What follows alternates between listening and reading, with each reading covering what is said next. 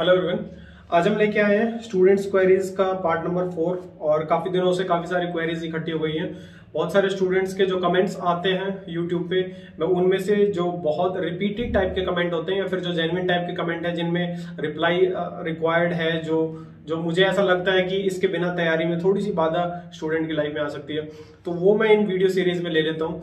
हाँ, आज थोड़ा डिलेड वीडियो आई है इसलिए 15-16 क्वेश्चन हैं। हम शांति से सबका जवाब देंगे और जो स्टूडेंट क्वेश्चंस अजीब और गरीब टाइप के करते हैं, जिनका तैयारी से कोई ताल्लुकात नहीं होते, वो सिर्फ क्वेश्चन पूछने के लिए क्वेश्चन कर देते हैं। मुझे समझ नहीं आता ऐसे क्वेश्चन लोग क्यों करते हैं। एक दो क्वेश्चन है इनमें से 15-16 में से मैं बताऊंगा कि आपका थॉट प्रोसेस क्या होना चाहिए तैयारी के दौरान और क्या आपका एटीट्यूड होना चाहिए तैयारी के दौरान, ठीक है। क्योंकि ऑल टाइम सिर्फ क्वेश्चन करना या फिर ऑल टाइम सिर्फ प्रॉब्लम्स ढूंढना ही जरूरी नहीं होता है। आपकी तैयारी के दौरान सबसे ज्यादा इंपॉर्टेंट है कि आपका एटीट्यूड प्रॉब्लम सॉल्विंग पे हो। आप इंजीनियर हो तो आपका जो एटीट्यूड है वो उसी टाइप का होना चाहिए कि कोई भी प्रैक्टिकल सिचुएशन है उसमें बेस्ट पॉसिबल क्या है वो हम करें, ठीक है। चलिए क्वेश्चन लेना स्टार्ट करते हैं। सबसे पहले मेरा 4th सेमेस्टर स्टार्ट होने में है और मुझे CSGO गेमिंग की आदत लग चुकी है, इससे बाहर निकाल दो। देखो भाई, सबसे स्टूपिड क्वेश्चन मैंने सबसे पहले रखा है। अगर आप 4th सेमेस्टर में स्टार्ट हो रहा है, मतलब आप 2nd ईयर में ही हैं और अभी आपको गेमिंग की आदत है, तो मैं आपको कहूंगा 1 साल और गेमिंग की आदत डाल लो, ठीक है। उसके बाद 3rd ईयर में आप स्टार्ट कर देना पढ़ाई। हाँ, अगर आप थोड़ा सा भी समझदार होंगे तो आपको पता होना चाहिए कि जो डिजिटल दुनिया है, सोशल मीडिया है, उससे आप जितना ज्यादा दूर रहेंगे उतना वो आपकी मेंटल हेल्थ के लिए अच्छा रहेगा। आपको अगर खेलने कूदने की आदत रखनी है तो आप कोई प्रैक्टिकल गेम खेलिए, आप फील्ड में जाइए, वहां खेलिए, ठीक है। खो खो, कबड्डी, बैडमिंटन हुआ, आपका फुटबॉल हुआ, आपका क्रिकेट हुआ, जो मर्जी आप खेलिए। बट अगर आप स्क्रीन पे कोई गेम खेल रहे हैं तो आपसे बड़ा उल्लू इंसान कोई नहीं है, ठीक है। इससे आपके दिमाग पे स्ट्रेस पड़ रहा है, आपकी मेंटल हेल्थ डिग्रेड हो रही है, आपकी फिजिकल हेल्थ डिग्रेड हो रही है, आपका डाइट पैटर्न ऑफ कोर्स खराब हो रहा होगा। इन फ्यूचर आपके हेल्थ रिलेटेड इश्यूज बहुत सारे आने वाले, तो आपको डिसाइड करना है कि आपको ये जो जीवन मिला है, जो प्रैक्टिकल जीवन है, वो आपको अपने स्क्रीन में गुजारना है, ठीक है, या फिर आपको एक्चुअल में जो जीवन जिस चीज के लिए मिला है जीने के लिए वो जीना है, ठीक है। तो आपको डिसाइड करना है कि आपको अपनी लाइफ कैसे लेके चलनी है, ठीक है। मैं सजेस्ट करूंगा, अगर आपको फोन उठाना पड़ रहा है या स्क्रीन उठानी पड़ रही है, वो सिर्फ उसी केस में हो जब आपके पास उस पर्टिकुलर सब्जेक्ट के रिक्वायर्ड बुक नहीं है और वो आप सॉफ्ट कॉपी में अप्लाई कर रहे हैं, सॉफ्ट कॉपी में ढूंढ रहे हैं, ठीक है।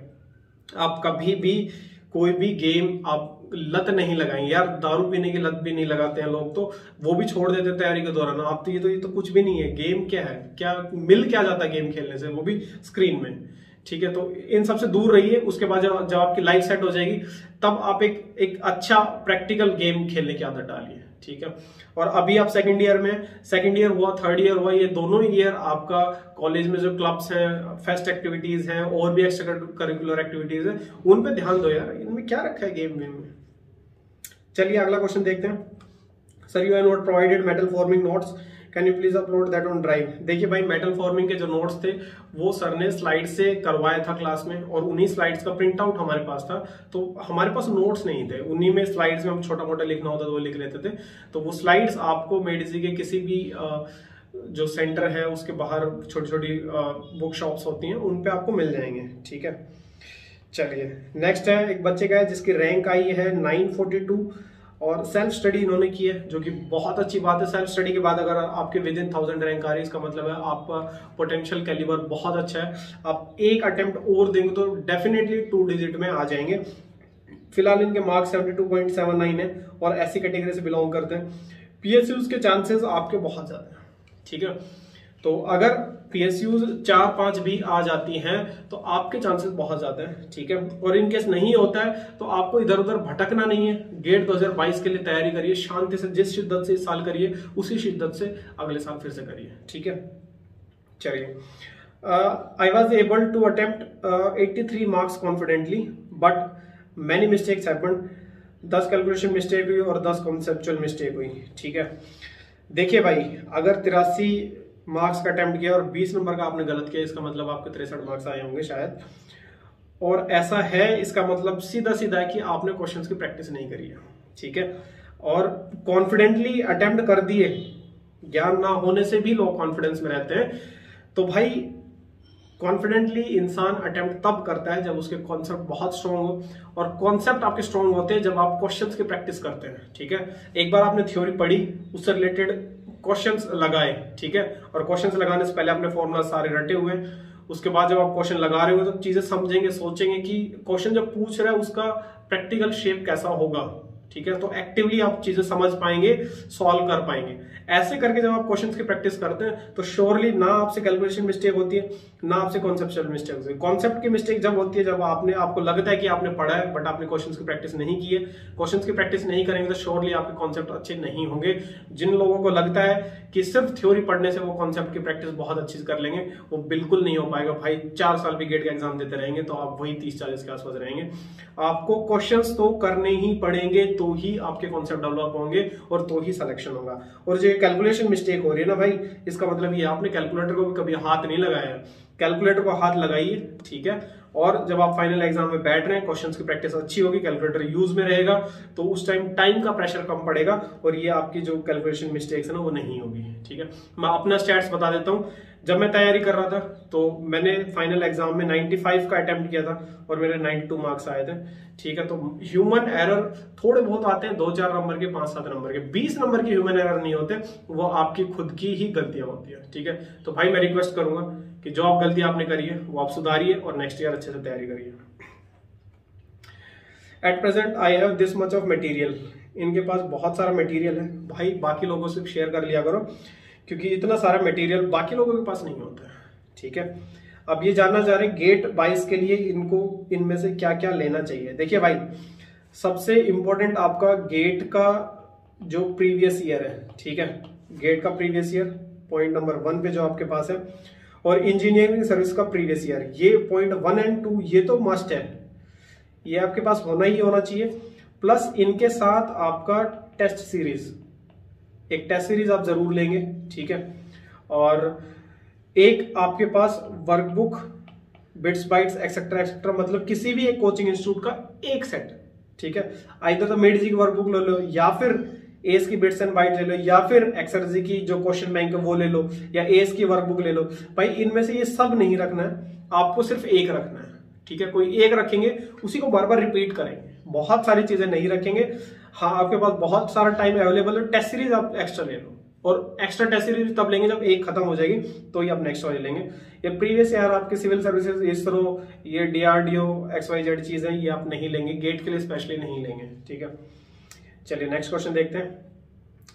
इनका डाउट है कि जब ये कोई टॉपिक पढ़ना स्टार्ट करते हैं तो बहुत ज्यादा डेप्थ में पढ़ते चले जाते हैं और इनको पता नहीं चलता कि कहाँ तक पढ़ना है। अगर डेप्थ में पढ़ते हैं तो टाइम कम पड़ता है, डेप्थ में नहीं पढ़ते तो इनको लगता है कि ये शायद एग्जाम के लिए सफिशिएंट है या नहीं है, पता नहीं, इसलिए कंफ्यूजन हो रही होती है इनको।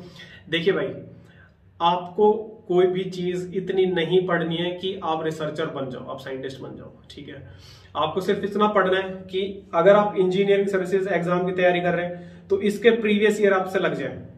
ठीक है, उससे ज्यादा डेप्थ में नहीं पढ़ना है। अगर आप गेट का तैयारी कर रहे हैं तो गेट के प्रीवियस ईयर जितने हैं वो सारे आपके लग जाए, सिर्फ इतनी डेप्थ तक पढ़ रहे हैं। और ये डेप्थ आपकी सिंपल है, आप एक टॉपिक पढ़े, उसकी बेसिक अंडरस्टैंडिंग रखें कि इस टॉपिक का मतलब क्या है। अगर आपको टॉपिक का मतलब पता रहेगा तो आप वो फॉर्मूलाज रिलेट कर पाएंगे, और फॉर्मूलाज रिलेट कर पाएंगे तो श्योरली आप उसको जब प्रैक्टिकली क्वेश्चंस करेंगे, जब आप उससे रिलेटेड को थ्योरी पूछी जाएगी, उससे रिलेटेड न्यूमेरिकल पूछा जाएगा, तो आप बहुत इजीली कंफर्टेबली आंसर कर पाएंगे। तो आपको सिर्फ इनके एग्जाम के लेवल तक पढ़ना, आपको बहुत ज्यादा डेप्थ में नहीं जाना। और जब कंफ्यूजन होती है तो एक चैप्टर पढ़िए, उससे रिलेटेड क्वेश्चन लगा के देखिए, उसके बाद आइडिया लग जाएगा आपने बहुत ज्यादा डेप्थ में पढ़ लिया था या फिर नॉर्मल पढ़ा था। ठीक है, चलिए sir can you give link of the mechanical notes. देखिए भाई, मेरे पास जितना भी स्टडी मटेरियल है, चाहे वो मेरा क्लास नोट्स थे, मेरे शॉर्ट नोट्स थे, या मैकेनिकल का मेरे पास जितना मटेरियल है, या इन फ्यूचर अगर मेरे पास किसी और ब्रांच का भी मटेरियल कोई स्टूडेंट मुझे देता है शेयर करने के लिए तो मैं वो शेयर करूंगा।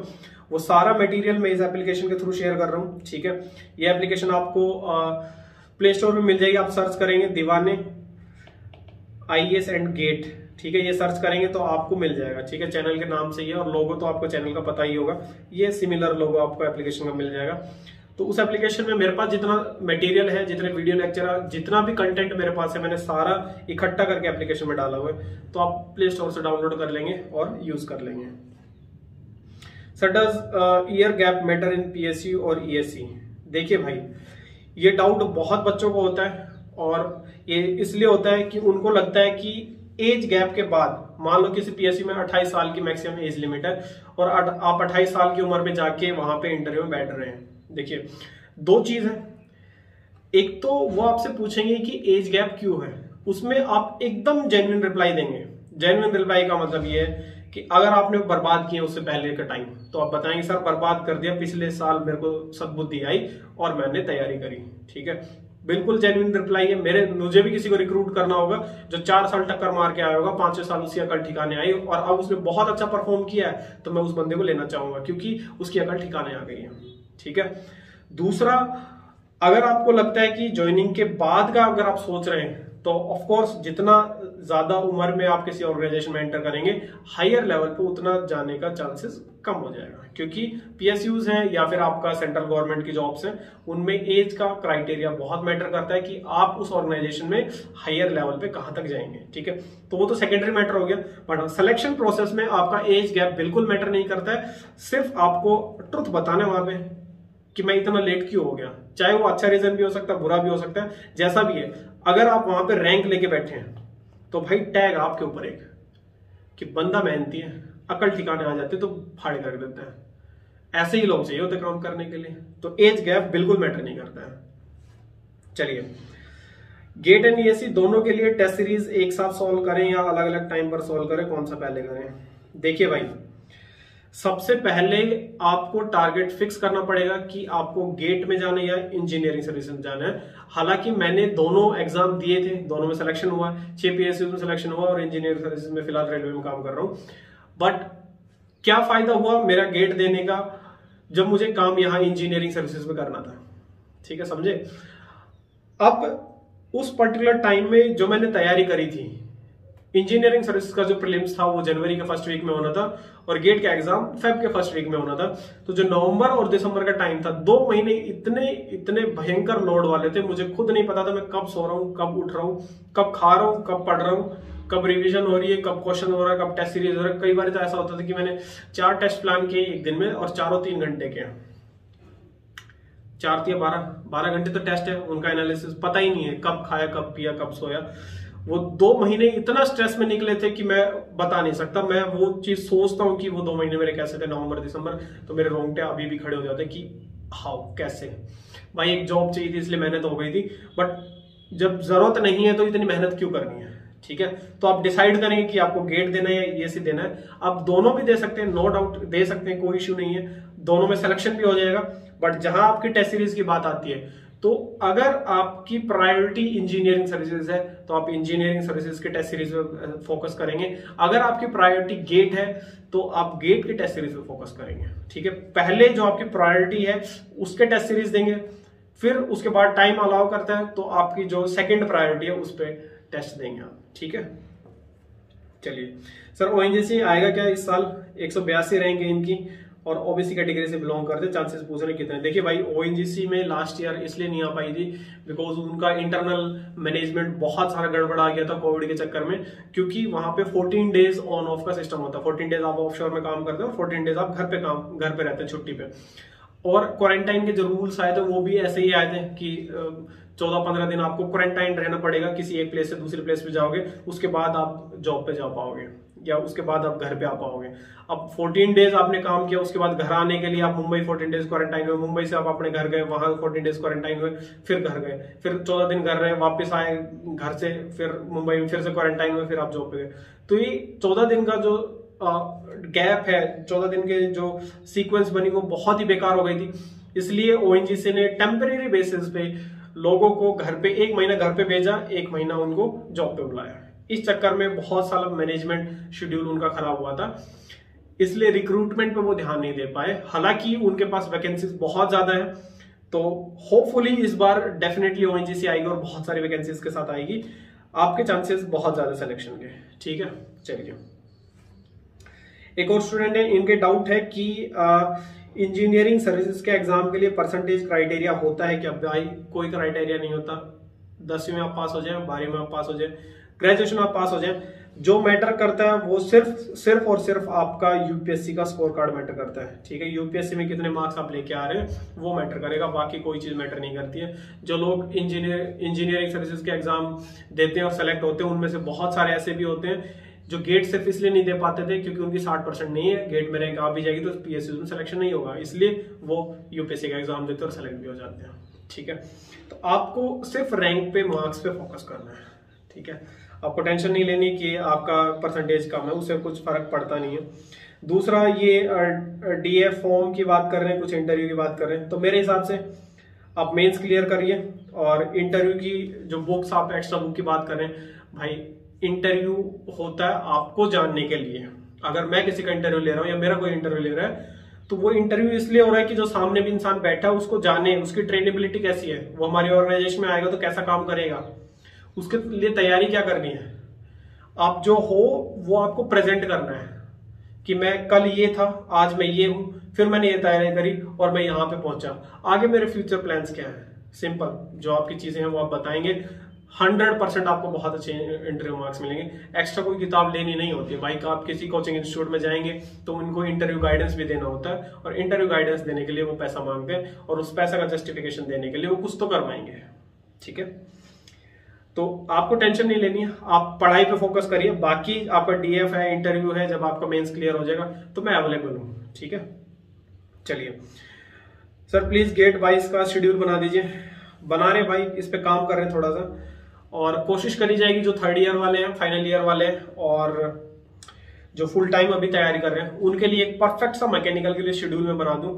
प्रोबेबली मैं मान के चलता हूं कि गेट का जो एग्जाम है वो अगर आप मई में भी स्टार्ट करते हैं तो आराम से आप कर पाएंगे। तो मेरा जो शेड्यूल आएगा वो इसी हिसाब से आएगा कि आप मई में तैयारी स्टार्ट कर रहे हैं, ठीक है। मैंने खुद भी जब तैयारी स्टार्ट करी थी, गेट प्लस इंजीनियरिंग सर्विसेज दोनों की तैयारी एक साथ स्टार्ट करी थी और मिड मई से मैंने स्टार्ट किया था, तो आराम से दोनों एग्जाम निकल गए थे। तो आप भी निकाल सकते हैं। मैं जो शेड्यूल बनाऊंगा डेफिनेटली मई से पहले मैं डाल दूंगा, स्पेशल गेट के लिए जो शेड्यूल रहेगा, और गेट के लिए स्पेशल कुछ क्लासेस या स्पेशल कुछ चीजें मैं अगर ऑर्गेनाइज करूंगा तो वो भी मैं अनाउंस कर दूंगा। डेफिनेटली गेट 2022 के लिए मैं थोड़ा सा एफर्ट ज्यादा लगाऊंगा क्योंकि इस बार मेरा भाई भी है जो कि मेरे साथ ही है और यहीं पे मेरे घर में बैठ के तैयारी कर रहा है, तो उसको जिस तरह से मैं गाइड करूंगा उसी तरह से आपको भी गाइड करूंगा। फिलहाल उसके लिए मैंने गाइडेंस जो दी हुई है वो 135 डेज का जो इंजीनियरिंग सर्विसेज का शेड्यूल था वो फॉलो कर रहा है। तो 17 जुलाई में जब उसका इंजीनियरिंग सर्विसेज का एग्जाम हो जाएगा उसके बाद वो प्रॉपर गेट की तैयारी स्टार्ट करेगा, उससे पहले वो इंजीनियरिंग सर्विसेज की तैयारी कर रहा है। हाँ, बट मई से मैं जो स्पेशल सिर्फ गेट की तैयारी कर रहे हैं उनके लिए मैं मई से स्टार्टिंग होने वाला कोई शेड्यूल मैकेनिकल के लिए बना के दे दूंगा। बाकी जो ब्रांच के लोग हैं वो उसी शेड्यूल को थोड़ा सा एडिट कर लेंगे अपने सब्जेक्ट्स के हिसाब से, तो उनके लिए भी वैल्यूएबल रहेगा, ठीक है। चलिए सर, आपका सेमेस्टर वाइज पॉइंटर क्या था? देखिए यार, मैं बहुत सारी वीडियोस में कह देता हूँ मैं एवरेज स्टूडेंट था, और हालांकि बिलो एवरेज भी कह सकते हो क्योंकि कॉलेज में 120 मैकेनिकल के बच्चे थे और आउट ऑफ 120 उनमें लास्ट में से जो 20 बच्चे थे उनमें मेरा नाम आया करता था। पढ़ाई लिखाई के तौर पे, बकचोदियों के तौर पे मैं भी थोड़ा सा आगे आ जाता हूँ, बट पढ़ाई लिखाई के तौर पे मेरा नाम बहुत पीछे आया करता था। हालांकि मेरे ग्रुप में जो लोग थे वो मैकेनिकल के टॉपर रहा करते थे, हर सेमेस्टर 3 सेमेस्टर लगातार टॉप कर दिए, 2 कर दिए टॉप, इस टाइप के लोग मेरे ग्रुप में थे। तो मुझे काफी ऐसा लगता था कि मैं बिलो एवरेज टाइप स्टूडेंट हूँ, बट हाँ थोड़ी सी बकचोदियां ज्यादा कर लेता था कॉलेज में। पॉइंटर की अगर बात करें तो बता दूं हमारे कॉलेज में जो मल्टीप्लिकेशन फैक्टर था वो 9 का था। अगर मेरा पॉइंटर 8 है तो मेरी परसेंटेज 8 into 9 होगी, ठीक है। तो पॉइंटर जो मेरा पहले 3 सेमेस्टर में था वो 7 से 7 से 7.5 के बीच में रहा था, 7.1, 7.3, 7.2 इस टाइप से रहा था। अगले 3 सेमेस्टर में 8.4, 8.7 और 8.4 इस टाइप से रहा था। लास्ट के 2 सेमेस्टर थे उनमें मेरा पॉइंटर ठीक हुआ था क्योंकि लास्ट का जो 7th जो सेमेस्टर था वो इंडस्ट्रियल ट्रेनिंग होता है। इंडस्ट्री से जो आप लिखवा के ले आएंगे वही कॉलेज वाले चढ़ा देंगे, आपको कॉलेज बिल्कुल नहीं आना होता। 6 महीने की हमारी इंडस्ट्रियल ट्रेनिंग होती है, तो उसमें पॉइंटर 9 का मैं लिखवा लाया था, तो 9 का लग गया था। प्लस फाइनल ईयर में गेट की भी तैयारी करी थी तो थोड़ा सा ज्ञान वर्धन हो गया था, इसलिए फाइनल जो सेमेस्टर था उसमें मैंने बहुत अच्छा परफॉर्म किया था। 9.125 करके मेरा पॉइंटर आया था जो कि मेरा एक्चुअल में मेहनत का था। तो लास्ट के 2 सेमेस्टर थे उनमें मेरा पॉइंटर अच्छा था, इनिशियल 3 सेमेस्टर थे उनमें पॉइंटर बहुत बेकार था, आज के लोडियाबाजी में डूबा हुआ था। सेमेस्टर नंबर 4, 5, 6 इनमें मेरा पॉइंटर ठीक ठाक था क्योंकि मैं मौज मस्ती और फिजिकल एक्टिविटीज में इन्वॉल्व था। और लास्ट के 2 सेमेस्टर तो अब मैंने आपको रीजन दे दिया पॉइंटर किस तरह ठीक था। ओवरऑल जो मेरा पॉइंटर था वो 8.11 था, ठीक है, जो कि बहुत ही एवरेज टाइप का ही होता है। चलिए, एक बंदा पूछ रहा है क्वेश्चन कहां से करें। आई होप आपको अपना आंसर मिल चुका होगा कि GATE previous year, engineering services previous year और कोई भी एक कोचिंग इंस्टीट्यूट की प्रैक्टिस बुक। ठीक है, ये 3 सोर्स आपके पास रहेंगे प्लस टेस्ट सीरीज। तो टोटल चार आपके पास सोर्स हो गए क्वेश्चंस के। इन चारों सोर्स में, ठीक है, चारों सोर्स में ही आपको क्वेश्चन करने, उन्हीं को रिपीट करना बार बार। ठीक है, चलिए एक और क्वेश्चन है। Sir, I started studying for 10 hours daily and feeling diet is affecting the daily studies hours. Please share your diet plan and while preparing what to eat so that energy is there. भाई बहुत ही घटिया और वाहियात सवाल है। मैं घटिया और वाहियात इसलिए बोलूंगा क्योंकि डाइट कैसी है और कैसी होनी चाहिए ये चीज मेरे दिमाग में तैयारी के दौरान तो नहीं आई थी। इतना टाइम ही नहीं था कि मैं इसके बारे में सोचूं। बस फोकस ये रहता था कि भूख लगी है, कुछ हल्का फुल्का मिल जाए खाने के लिए। क्योंकि अगर आपकी भूख फॉर एग्जांपल 100 यूनिट्स की है तो आपको 80 यूनिट्स ही खाना है, चाहे वो लंच है, चाहे ब्रेकफास्ट है, चाहे डिनर है।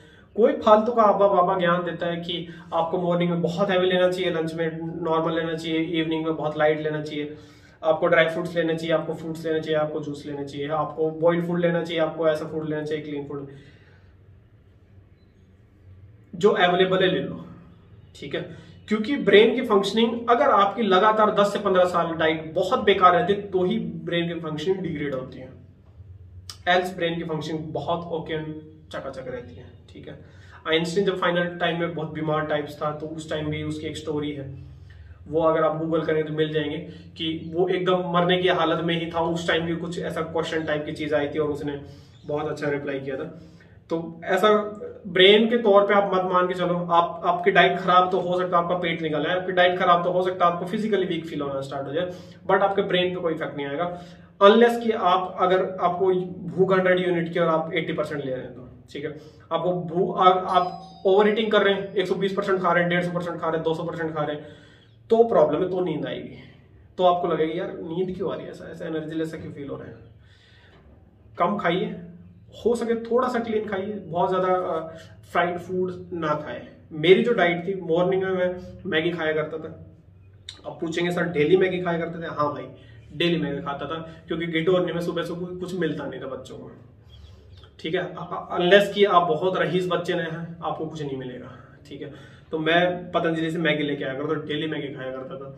लंच टाइम में अगर क्लास से टाइम मिल जाता था तो मैं रूम पे जाके अपना टिफिन खाया करता था, टिफिन लगवाया हुआ था। और अगर टाइम नहीं मिलता था तो वहीं कोचिंग के बाहर पराठे वराठे जो मिल रहे थे तो खा लेता था, और रात को वही टिफिन आता था, वो खा के सो जाता था। इन बिटवीन कोई मील नहीं हुआ करती थी, ना कोचिंग ब्रेक में हुआ करती थी, ना इवनिंग में स्नैक्स को अगर कुछ लिया करता था, क्योंकि टाइम नहीं मिलता, सोचने का वक्त ही नहीं मिलता। यार थोड़ा बहुत खाइए, खुश रहिए, एग्जाम निकालिए, उसके बाद जम के खाइए, जो मर्जी खाइए, खेलिए कूदिए, ऐश करिए। ठीक है, नेक्स्ट स्टडी मटेरियल अपलोड कर दीजिए। भाई इनका सेम क्वेश्चन है, मेरे पास जितना भी मटेरियल है वो सारा मैं इस एप्लीकेशन में डाल दूंगा। ठीक है, तो ये एप्लीकेशन आप प्ले स्टोर से डाउनलोड कर लेंगे, इसी नाम से आपको एप्लीकेशन मिल जाएगी प्ले स्टोर पे, और ये आपको लोगो मिल जाएगा। मेरे पास जितना भी अवेलेबल मटेरियल है, जितनी भी अवेलेबल नॉलेज है, सारी मैं यहाँ पे डंप करता जा रहा हूँ, आप चाहें तो यूज कर सकते हैं। चलिए, उम्मीद करता हूं आज की वीडियो कुछ तो फायदा आपके जीवन में हुआ होगा। आगे मेरे कुछ और प्लान्स हैं कि आपके लिए टेस्ट सीरीज में लेके आऊं, और जो डिफरेंट एग्जाम आ रहे हैं उनके लिए डिफरेंट टेस्ट सीरीज लेके आऊं, जो डिफरेंट इंपॉर्टेंट सब्जेक्ट्स हैं, जैसे फॉर एग्जांपल एप्टीट्यूड के लिए एक सेपरेट पैकेज लेके आऊं टेस्ट सीरीज का, मैथमेटिक्स है उसके लिए सेपरेट पैकेज लेके आऊं टेस्ट सीरीज का, इंजीनियरिंग सर्विसेज का आपका जीएस का सेपरेट टेस्ट सीरीज हो, और आपका टेक्निकल का सेपरेट टेस्ट सीरीज हो, फुल लेंथ का सेपरेट टेस्ट सीरीज हो, प्लस आपका जो पीएसयूज के अलग अलग एग्जाम होते हैं उनके सेपरेट टेस्ट सीरीज हो, या स्टेट गवर्नमेंट कोई एग्जाम ले रही तो उनके टेस्ट सीरीज हो। इंजीनियरिंग से रिलेटेड जितनी भी टेस्ट सीरीज है, प्रेफरेबली मैकेनिकल से रिलेटेड जो होंगी वो मैं सारी कवर करने की कोशिश करूंगा कि आपको इधर उधर भटकने की जरूरत ना पड़े। ठीक है, और कोशिश करूंगा कुछ नए टीचर में चैनल पे आए जो कि आपको पढ़ाई लिखाई में हेल्प करे, क्योंकि मेरा जॉब के टाइम में इतना टाइम नहीं लग पाता है कि मैं एक एक सब्जेक्ट उठा के पढ़ा पाऊं, बट फिर भी मैं कोशिश करूंगा कुछ सब्जेक्ट में रिवीजन ले लूं, या फिर कुछ सब्जेक्ट में खुद से पढ़ा दूं। जब जब मेरे को टाइम मिलेगा वीकेंड्स पे या फिर शाम को कभी मन किया हुआ तो उस टाइम पढ़ा दिया करूंगा। हाँ, इसके अलावा आपकी कोई डाउट कोई क्वेरी है तो हम इसी टाइप से स्टूडेंट क्वेरीज वाले वीडियो सीरीज में लेते रहेंगे। ठीक है, तो आप कमेंट में डाल सकते हैं। I wish you all the best और अच्छे से एग्जाम दे के आइए।